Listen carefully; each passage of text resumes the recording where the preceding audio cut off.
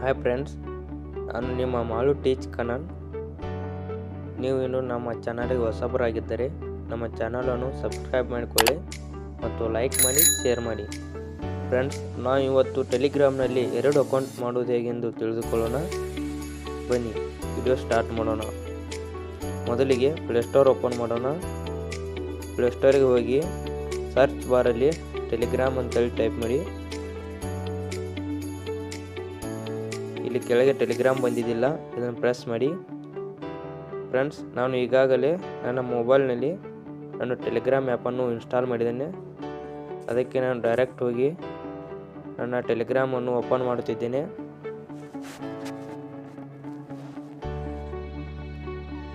ನಾನು ಓಪನ್ ಮಾಡಿ ಇಲ್ಲಿ 3 ಡಾಟ್ ಇದೆಯಲ್ಲ, ಒಂದು ನಿಮಿಷ, ಇಲ್ಲಿ 3 ಡಾಟ್ ಇದೆಯಲ್ಲ ಫ್ರೆಂಡ್ಸ್, ಇಲ್ಲಿ ಪ್ರೆಸ್ ಮಾಡಿ.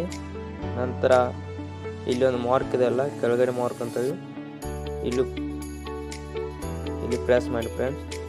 ಇಲ್ಲಿ ಯಾವ್ದು ಅಕೌಂಟ್ ಇದೆಯಲ್ಲ ಇಲ್ಲಿ ಪ್ರೆಸ್ ಮಾಡಿ ಫ್ರೆಂಡ್ಸ್. ಮತ್ತು ಇಲ್ಲಿ ಕಂಟ್ರಿ, ನಮ್ಮ ಕಂಟ್ರಿಯನ್ನು ಹಾಕಬೇಕಾಗ್ತದೆ.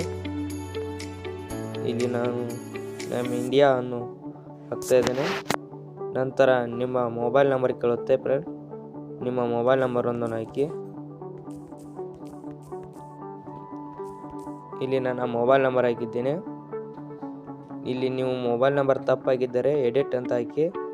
ಇಲ್ಲಿ ನನ್ನ ಮೊಬೈಲ್ ನಂಬರ್ನ ತಪ್ಪು ಹಾಕಿಲ್ಲ, ಅದಕ್ಕಾಗಿ ಎಸ್ ಅಂತ ಹಾಕ್ತೇನೆ. ನೋಡಿ ಫ್ರೆಂಡ್ಸ್, ಈಗಾಗಲೇ ನಂದು ಅಕೌಂಟ್ ಇದೆ, ಅದಕ್ಕಾಗಿ ನನ್ನ ಅಕೌಂಟ್ ಡೈರೆಕ್ಟಾಗಿ ಓಪನ್ ಆಗಿದೆ ಫ್ರೆಂಡ್ಸ್.